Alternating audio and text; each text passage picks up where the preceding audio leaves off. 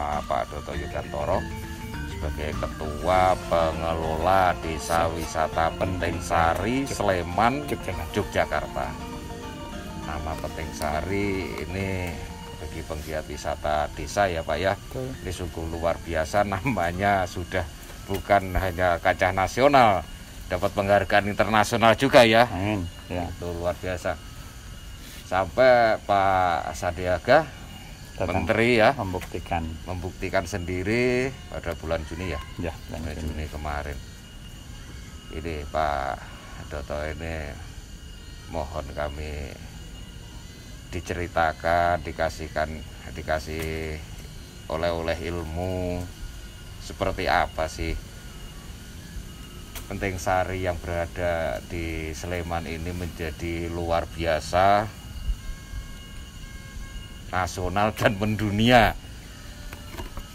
Monggo Pak. Iya Pak, terima kasih Pak Medi. Jadi sebetulnya perjalanan Penting Sari itu tidak terlalu direncanakan, tapi mengalir karena kami ini ada orang desa yang jauh dari hiruk pikuk kota, dekat dengan Gunung Merapi. Tenang sekali dekat Gunung Merapi, sehingga ada kehidupan orang-orang desa yang sangat biasa, sederhana. Tapi ternyata di balik itu ada sebuah potensi yang luar biasa katanya. Ternyata orang-orang kota, orang-orang dari luar itu pengen mendambakan suasana seperti di desa seperti ini. Damainya yang luar biasa seperti di Penting Sari ini. Banyak pohon, keramahan itu akhirnya menjadi modal kita. Kenapa nggak kita kasih nilai tambah? Nah, itu terpikir kira-kira 14 tahun yang lalu. 14 tahun yang lalu ya. 2008. Teman-teman berpikir nek desa niki isoh dikasih nilai tambah. Nilai tambah itu berarti ada kehidupan kita yang biasa menjadi sesuatu yang lebih biasa, kemudian diapresiasi oleh orang banyak. Kita hidup kita menjadi lebih berbahagia. Sehingga caranya kita tanya beberapa pihak itu nggawe desa wisata. Karena kalau desa wisata itu bisa memberikan nilai tambah. Jadi wong desa akan lebih bergairah menata desanya, merawat desanya, merawat budayanya, dan dari situlah terpikir kita menjadi desa wisata. Dan ternyata memang itu yang dicari oleh wisatawan yang sudah jenuh dengan keriuhan kota. Mereka pengen mendapatkan pengalaman sepertinya jadi orang desa itu lebih berbahagia. Dan itu kita tangkap menjadi desa wisata di 14 tahun yang lalu Pak. Jadi bukan dirancang untuk menjadi tempat wisata, enggak, tetap menjadi desa biasa, tapi orang datang memberikan apresiasi, memberikan semangat, dan nilai materi yang datang pun sebagai bonus kan itu merawat desanya seperti itu. Itu impiannya. Nah, sebagai desa wisata ya di Penting Sari ini murni suasananya benar-benar damai kalau di sini ya. Suara tongberet pun saat ini terdengar nyaman seperti itu. Nah, ini sebagai tempat yang benar-benar alami, tentu untuk mengawali itu bukan hal yang gampang Pak Doto ya. Itu seperti apa ceritanya? Jadi sesepuh kami, intem Bapak Ibu yang punya keinginan di awal itu,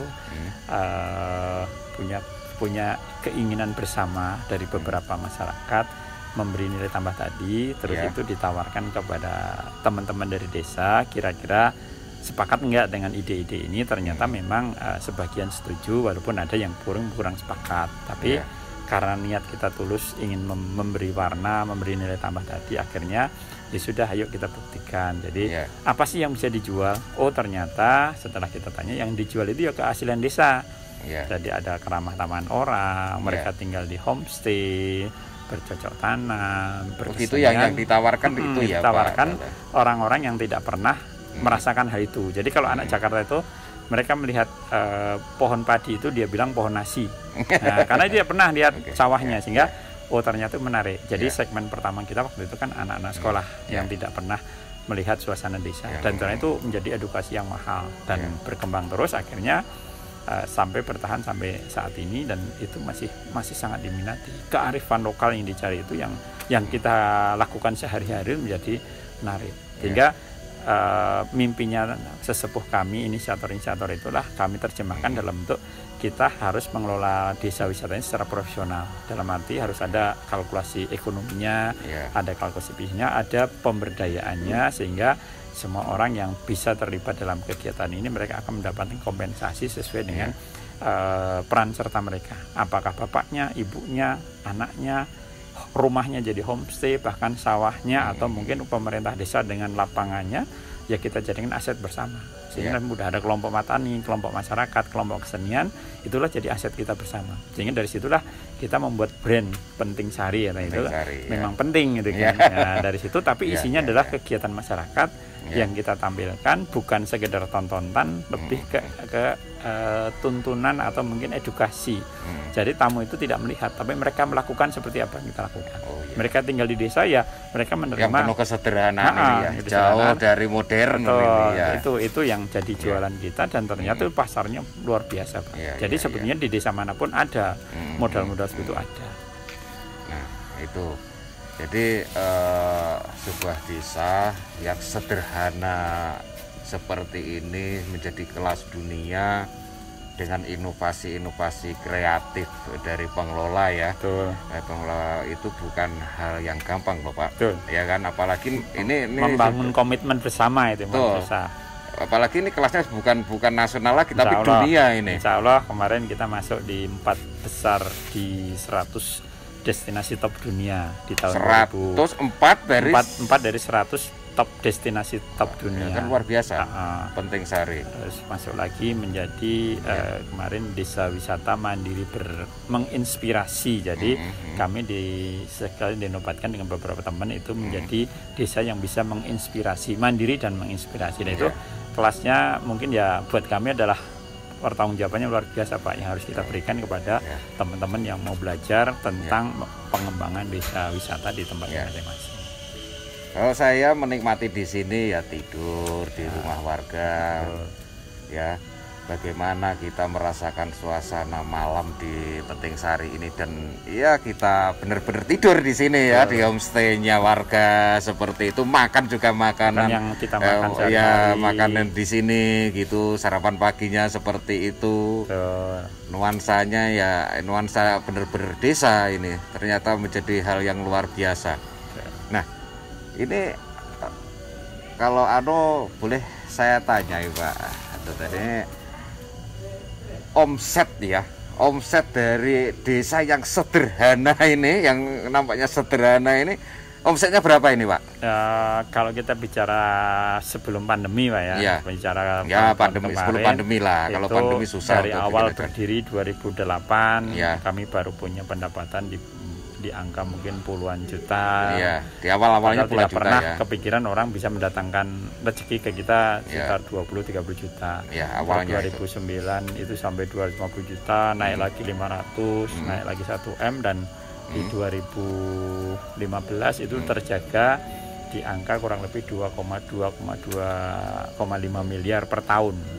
Mulai 2015 sampai 2019 sebelum ada pandemi ya, kami bisa mengelola sekitar 2,2 sampai 2,5 miliar per tahun. 2,2 sampai 2,5. Dan itu tidak harus jumlah ratusan ribu tamu Pak. Tamunya hanya puluhan ribu, paling hanya 22 ribu setahun. Jadi memang kita jual harganya lebih tinggi karena kita menjual paket. Sehingga dari situ itu diputar di masyarakat. Itu semua uang punya masyarakat Pak. Kami hanya mengkoordinir bagaimana uang itu bisa tersebar di masyarakat. Ada yang punya homestay, ada yang masak, ada yang jadi pemandu, penyedia atraksi, parkir dan sebagainya, itu kami distribusi adil.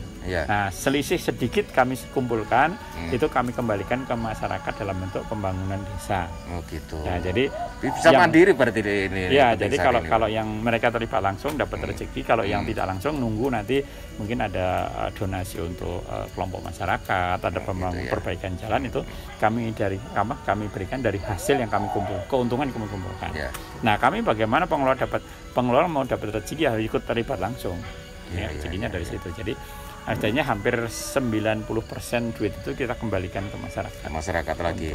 Untuk mereka kesejahteraan masyarakat kita. Melayani teman baik, akhirnya ada kesejahteraan oleh muncul. Nah, dengan pendapatan 1 tahun 2,2 sampai 2,5 miliar per tahun ya.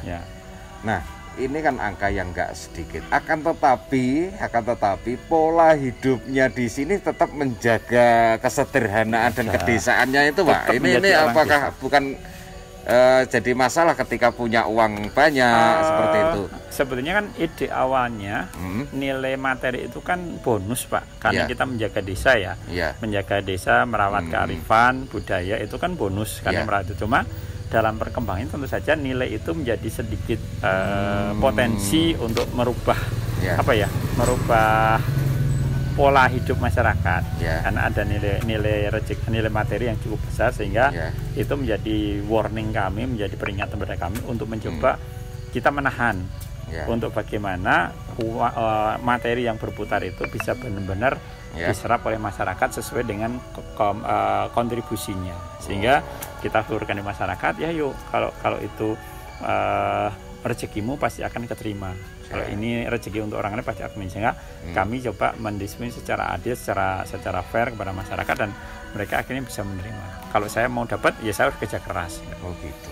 Nah, ada juga mungkin satu dua warga yang mungkin karena kita tidak bisa memerankan mereka, belum bisa memerankan mereka sedikit mungkin mempersemalahkan, ya kami kembalikan kepada masyarakat lagi.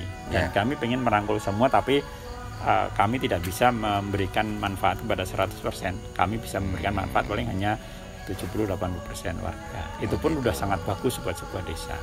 Seperti nah, ini dalam posisi yang luar biasa gitu Pak ya. Ini angka uangnya sudah luar biasa itu. Nah, namanya sebuah organisasi ya, walaupun ini desa dikelola oleh pengelola organisasi di Penting Sari ini, mungkin ada pesan lah bagi kami ya, pasti apa ini kunci-kuncinya untuk menjaga kenyamanan di warga Penting Sari ini? Jadi membangun desa wisata itu kan membangun mindset, membangun budaya Pak. Jadi kami itu tidak pernah meninggalkan budaya orang desa yang penuh dengan gotong royong, kebersamaan dan sebagainya. Kemudian mindset orang desa bahwa dia harus menjadi tuan rumah yang baik, ya kan? Jadi kalau ada orang datang ke desa kita, ya kami layani dengan setulus hati. Kami layani dengan baik.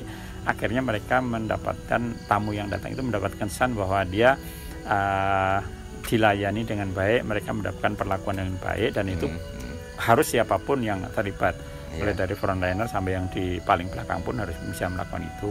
Sehingga kalau kita bisa menjaga itu pelayanan dengan baik, kemudian kita komitmen bahwa ini adalah usaha yang untuk hasilnya untuk kebersamaan semua, biasanya akan lebih lestari.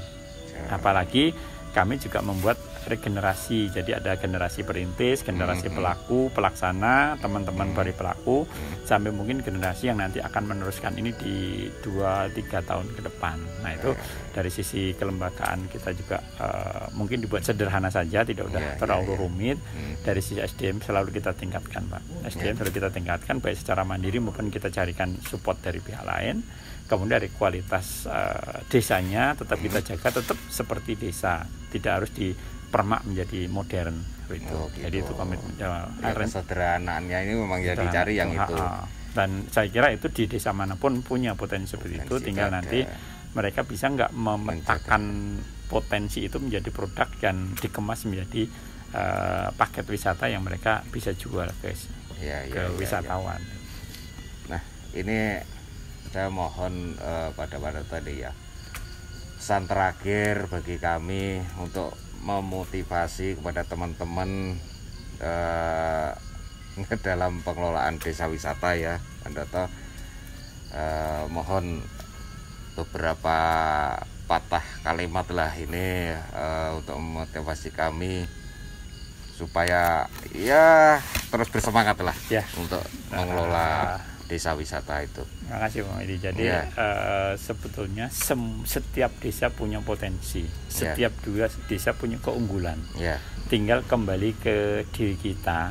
Apakah kita mau nggak membuka diri kita, mau nggak kita memetakan diri kita. Nah, kalau kita bisa melihat keunggulan atau karakter desa kita, biasanya akan lebih mudah. Dan itu diperlukan penggerak-penggerak desa. Jadi teman-teman yang hari ini harusnya bisa menjadi penggerak di desanya, penggerak di lingkungannya. Bagaimana memunculkan karakter desanya sampai itu menjadi lebih menjadi karakter yang akan kita jual.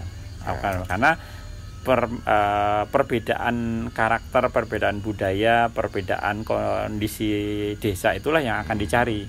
Bukan kita hanya mengcopy paste yang rame di sana di copy di sini, itu akan berat perjalanannya karena umurnya akan pendek. Tapi kalau kita sudah bisa melihat karakter kita dengan membuat tim yang solid di antara desanya itu, terus jangan lupa rajin bertanya, rajin belajar. Jadi kita jangan hanya percaya pada diri kita. Kita tanya, kita punya pentahelik pariwisata. Kita punya pemerintah yang saya kira mereka juga konsisten membangun desa. Kemudian kita punya banyak kampus. Ilmunya ada di situ. Kita mintakan kampus untuk melihat yang kita miliki. Terus kita punya jejaring dengan industri. Jadi yang nyari tamu kan pasti ada pihak lain yang akan mensupport kita. Nah, itu ada industri, ada biro perjalanan sebagainya, dan tentu saja ada media. Media itu apa? Media itu yang akan memberitakan desa kita proporsional. Tapi kalau kita memberitakan secara bombastis juga akan bahaya, sehingga ada media-media baik media mainstream maupun media sosial yang dia bisa memberitakan secara profesional, mempromosikan secara profesional. Jadi jangan sampai memberitakan desa kita itu terlalu wah, tapi begitu datang ke desa nggak ada apa-apa. Jadi kita berikan secara profesional. Kalau itu bisa dilakukan kawan-kawan, saya kira ada kemudahan. Karena nanti di dalam pengembangan desa wisata kan ada tahapannya, Pak. Ada tahap perintisan, ada berkembang, ada maju, dan ada mandiri. Jadi 4 tahap itu tidak bisa loncat. Semua harus mengalami dengan rintisan. Tahap per tahap. Yang bisa kita lakukan adalah mempercepat proses itu, sehingga kami dianggap saat ini sudah menjadi desa wisata mandiri dan berkelanjutan. Karena sudah melalui semua tahapan itu. Jadi tahapan itu dilalui. Di situ ada kriteria, ada indikator, ada proses yang harus dilalui teman-teman. Kalau itu bisa dilakukan berjalan, insya Allah dari rintisan menjadi mandiri itu prosesnya tidak lama. Jadi kalau sudah kelas mandiri itu biasanya kita sudah tidak sudah swakelola, sudah bisa mengelola dirinya sendiri. Tinggal nanti minta support dari pihak lain dalam bentuk mungkin dukungan yang berbeda. Ini terakhir nih Pak Doto ya. Berarti ini panjenengan dan teman-teman keluarga di Penting Sari ini siap ya menerima untuk menimba ilmu di sini. Jenengan juga siap berbagi juga untuk membimbing demi kemajuan desa-desa kita yang lain. Siap ya? Siap. Terima kasih Pak Doto. Alhamdulillah saat ini kita sudah bertemu dengan seorang pakarnya wisata desa yang kelasnya ini sudah dunia terbukti dari 100 sudah 4 dari 100 ya desa di dunia berada di Penting Sari, Sleman, Yogyakarta. Terima kasih Pak Doto. Assalamualaikum warahmatullahi wabarakatuh. Waalaikumsalam, salam sehat selalu.